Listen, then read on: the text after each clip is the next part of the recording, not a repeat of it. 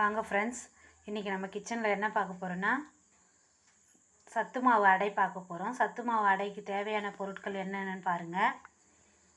கொஞ்சமாக ஆனியன் ஒன்று கட் பண்ணி வச்சுருக்கேன், காஞ்ச மிளகாய் கிள்ளி வச்சுருக்கேன். அது கூடவே ஆனியன் கூட சேர்த்து இது வந்து முருங்கைக்கீரை சேர்க்கறதுக்காக கிள்ளி சுத்தம் பண்ணி வச்சுருக்கிறேன் உருவி. சத்து மாவு வந்து நம்ம எல்லாம் கலந்த சத்து மாவு, அதான் வந்து கஞ்சிலாம் போட்டு காசும் இல்லையா, அந்த மாவு தான் இது. இப்போ வந்து இது எல்லாத்தையும் ஒன்றா சேர்த்து நம்ம பிசைய போகிறோம். இது கூட சேர்க்கறதுக்கு சால்ட்டு ஃபஸ்ட்டு வந்து என்னென்ன போடுறோன்னு பார்த்துக்கோங்க. மாவு எடுத்து ஒரு கப்பு வச்சுருக்கிறேன், அது கூட சால்ட்டு சேர்த்துக்கிறோம். நம்ம சால்ட்டு சேர்த்துக்கிட்டு இந்த ஆனியன் கிள்ளி வச்ச காஞ்ச மிளகாய் இது எல்லாத்தையும் ஒன்றா சேர்த்து நம்ம வந்து பிசைய போகிறோம். எல்லாத்தையும் ஒன்றா சேர்த்து பிசையணும். ஏன்னா வந்து இது இந்த மாதிரி வந்து பண்ணுறோம். இப்போ கஞ்சின்னா வந்து சீக்கிரம் ஜீரண சக்தி ஆகிடும். கஞ்சி அவ்வளோ ஹெல்த்தி கிடையாது. இந்த மாதிரி அடையாக பண்ணி சாப்பிடும்போது ரொம்ப சத்துள்ள பொருளாக அது இருக்கும். சத்து மாவில் அதுவும் நம்ம ராகி அடை பண்ணுவோம் இல்லையா, அந்த மாதிரி தான் இதுவும். சத்து மாவில் தேவையான அளவு உப்பு தண்ணி சேர்த்து நம்ம பிசைகிறோம். இது வந்து ஒரு 10 மினிட்ஸில் இந்த ஸ்நாக்ஸு, சுவையான ஸ்நாக்ஸ் ரெடி ஆகிடும். இதை வந்து பிசைஞ்சாச்சு. இப்போ பாருங்கள் எவ்வளோ சட்டுன்னு பிசைஞ்சிருக்கேன்னு. நம்ம தட்டுற பதத்துக்கு தண்ணி சேர்த்து பிசையணும் எப்பவுமே.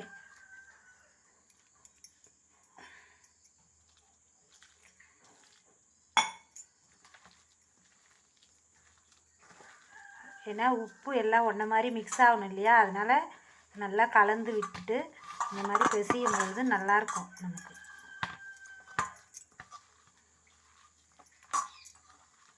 மாவு இந்த மாதிரி ஒன்றை போல் பிசைஞ்சிட்டு சத்து மாவு இப்போ நம்ம எல்லாம் கலந்து ராகி, கம்பு, சோளம், முந்திரி, பாதாம், கம்பு எல்லாமே கலந்து நம்மளுக்கு விற்கிது, மாவு விற்குது. ஆனால் நம்ம எல்லாம் வாங்கி போட்டு அரைச்சோம்னா அவ்வளோ சுவையாக மனமாக இருக்கும். ஏலக்காய்லாம் சேர்த்து அரைச்சி தருவாங்க. அந்த மாதிரி வாங்கின மாவு தான் இது, அரைச்சிட்டு வந்த மாவு. நானே எல்லா பொருளும் வாங்கி வீட்டுக்குன்னு அரைச்சிட்டு வந்த மாவு இது. கஞ்சி பண்ணோம்னா அது வந்து இனிப்பு சேர்த்து தான் பண்ண முடியுதுன்றதுனால நிறைய குழந்தைங்க விரும்பி குடிக்க மாட்றாங்க. இனிப்பு இல்லாமலாம் நம்ம கொடுக்க முடியாது. இதை மாதிரி பண்ணி கொடுத்தோம்னா அவங்களும் விரும்பி சாப்பிடுவாங்க. ஈவினிங் ஸ்நாக்ஸ் வந்ததும் இந்த மாதிரி அடை பண்ணி ஏதோ ஒரு கார சட்னி இல்லை டொமேட்டோ சட்னி ஏதோ ஒன்று வச்சுட்டு இதை சாப்பிடுங்க அப்படின்னம்னா அவங்க சாப்பிடுவாங்க. இந்த மாதிரி பிசைஞ்சி தட்டுற பதத்துக்கு உருண்டை பிடிச்சி வச்சுக்கணும். ரொம்ப பெரிய பெரிய அடை அந்த காலத்தை மாதிரி நம்ம பண்ணோம்னா கண்டிப்பாக குழந்தைங்க வேணான்னு தான் சொல்லுவாங்க. மீடியமாக இப்போது ஒரு கைப்பிடி உருண்டை அளவுக்கு எடுத்து தான் நான் உருண்டை பிடிச்சிருக்கிறேன். பாருங்கள், கரெக்டாக நான் ஒரு 5 அடை பண்ணுற அளவுக்கு தான் மாவே பிசைஞ்சு வச்சுருக்கிறேன். அதை எத்தனை பேர் தேவையோ அவ்வளோதான் நம்ம பிசைய போகிறோம். ஏன்னா வீணாகிடும்ன்றதுனால கொஞ்சம் நிறைய இருந்தால் மறுநாள் கூட நம்ம பண்ணலாம். அதுக்காக கரெக்டாக ஒரு 5-6 தான் பண்ணியிருக்கேன். மாவு பிசைஞ்சு உருண்டை பண்ணியாச்சு. இப்போ வந்து 5 உருண்டை பண்ணியிருக்கிறேன் நான். கொஞ்சம் எக்ஸ்ட்ரா இருக்கிறதுல லாஸ்ட்டாக பண்ணிக்கலாம். இப்போ 5 உருண்டையே நான் நல்லா பண்ணி வச்சுருக்கிறேன். இதை வந்து நம்ம ஒரு துணி போட்டு தட்டு கவிழ்த்து போட்டு பாருங்கள் எப்படி தட்டுறேன்னு பாருங்கள். ஒரு பாத்திரத்தை கவிழ்த்து போட்டிருக்கேன். கவிழ்த்து போட்டு அது மேலே துணி நனைச்சி ஒயிட் கலர் துணி போட்டிருக்கிறேன். இது இட்லிக்கெலாம் நம்ம பயன்படுத்துவோம் இல்லையா, அந்த மாதிரி துணி, ஒயிட் துணி. அதுக்குன்னு தனியாக நம்ம வச்சுருக்கணும். அந்த துணி தான். கொஞ்சம் தட்ட முடியலன்னா கொஞ்சம் தண்ணி போட்டு தட்டிக்கலாம். எப்படி தட்டுறேன்னு பாருங்கள். ஏன்னா இந்த கவர்லலாம் தட்டுவாங்க, அதெல்லாம் திருப்பி எடுக்க முடியாது. துணி போட்டு தட்டினோம்னா அழகாக நம்ம எடுக்கலாம். மெல்லிசாவும் எவ்வளோ வேணுமோ அவ்வளோ மெல்லிசாக நம்ம தட்டிக்கலாம்.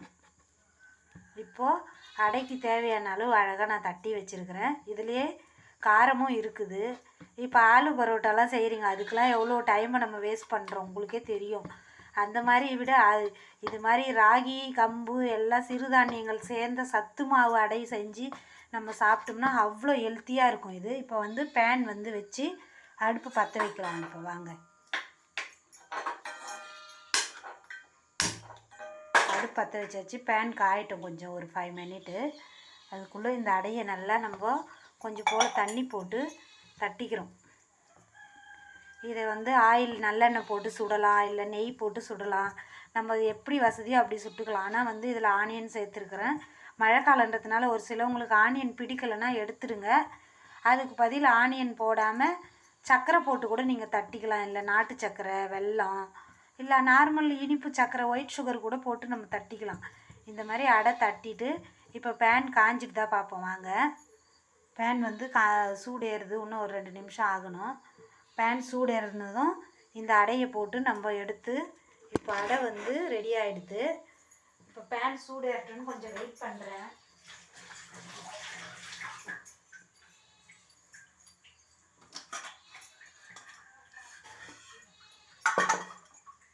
இப்போ வந்து பேனில் வந்து கொஞ்சமாக எண்ணெய் விடலாம் வாங்க.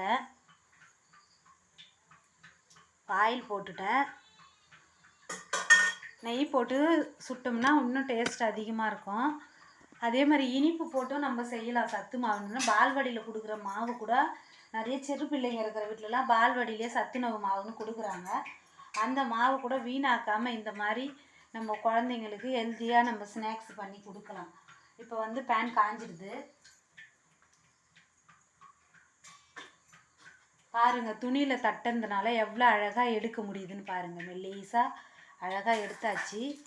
ஆயில் போட்டு பாருங்கள் எவ்வளோ சூப்பராக ரெடி ஆகிடுது.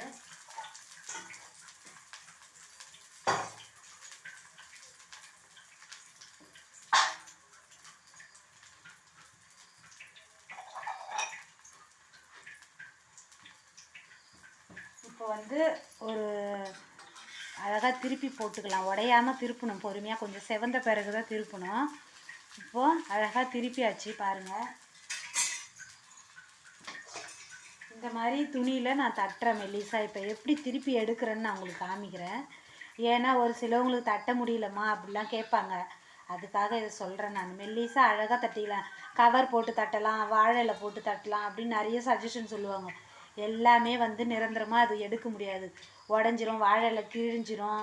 இல்லை கவர் வந்து ஆயில் போட்டு தட்டினா மட்டும்தான் திருப்ப முடியும். தண்ணி போட்டு தட்டினா எடுக்கவே முடியாதுங்க.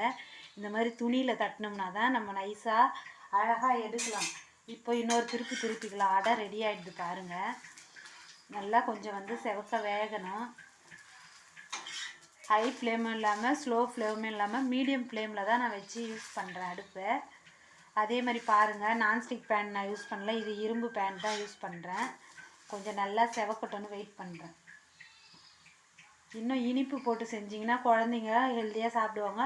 ஒரு சில வீட்டில் பெரியவங்க இருக்கிற வீட்டில் இனிப்பு வேணாம், காரமாக தான் வேணும் அப்படின்றவங்களுக்கு ஸ்பைஸியாக கொஞ்சம் காரமாக இந்த மாதிரி பண்ணிவிட்டு ஒரு கார சட்னியோடு இதை பரிமாறினோம்னா அவ்வளோ விரும்பி சாப்பிடுவாங்க. ஈவினிங்கில் இந்த மழைக்கு சூடாக இந்த மாதிரி அடை சாப்பிட்லாம், அவ்வளோ ஹெல்த்தி. கஞ்சி பண்ண குடித்தோம்னா சீக்கிரம் ஜீரண சக்தி ஆகிடும். அது குடிக்கும் பொழுது தான் வயிறு நிறைஞ்ச மாதிரி இருக்கும். கஞ்சின்றது கஞ்சை விட அடை பண்ணி சாப்பிட்டா தான் ஹெல்தி. எனக்கு தெரிஞ்சதை நான் சொல்கிறேன். ஹெல்த்தியாக இருக்கணும்னா இந்த மாதிரி அடை பண்ணி சாப்பிடுங்க.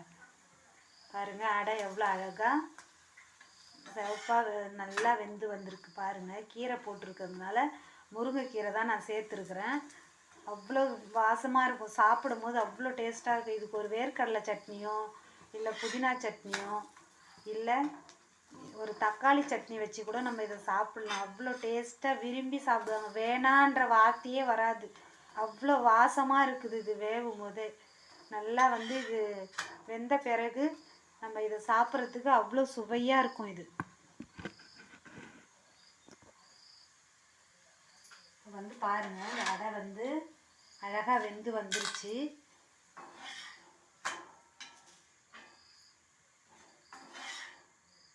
சுவையான அடை வந்து ரெடி பண்ணிட்டேன். இப்போ பாருங்கள், இந்த துணியிலேருந்து நான் எப்படி எடுக்கிறேன்னு ஈஸியாக எடுக்கிறேன்னு பாருங்கள். இந்த அடையை வந்து எவ்வளோ அழகாக இப்படி துணியை எடுத்துட்டு இப்படி எடுத்தாலே எவ்வளோ அழகாக வருதுன்னு பாருங்கள். துணியிலேருந்து எடுத்துட்டேன். இப்போ வந்து உடையாமல் இதை வந்து நான் பேனில் போடுறேன். இவ்வளோதான்.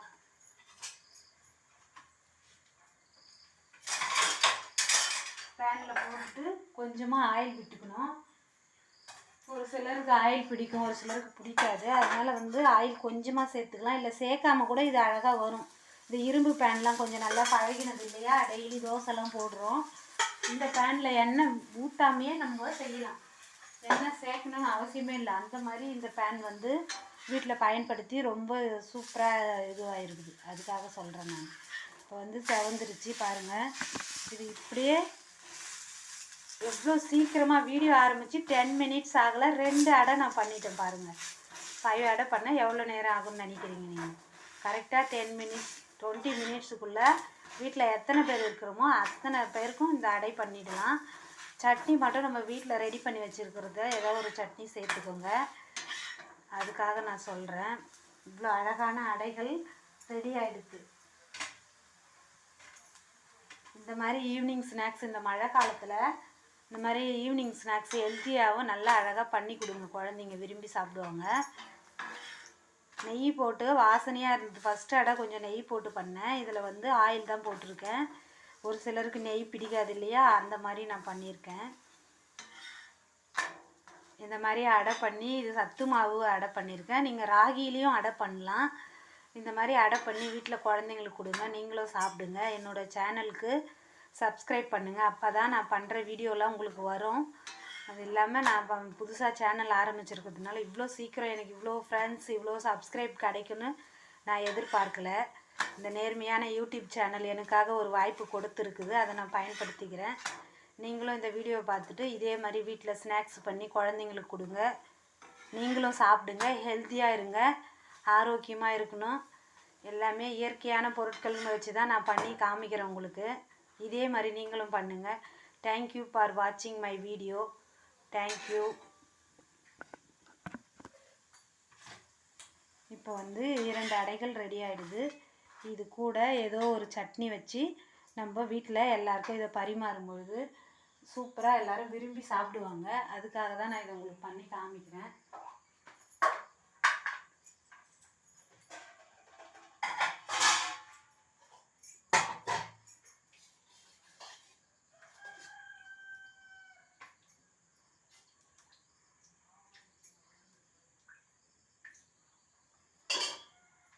பாருங்கள், இந்த மாதிரி அடை வீட்டிலே நீங்களே பண்ணி வீட்டில் எல்லாருக்கும் கொடுங்க.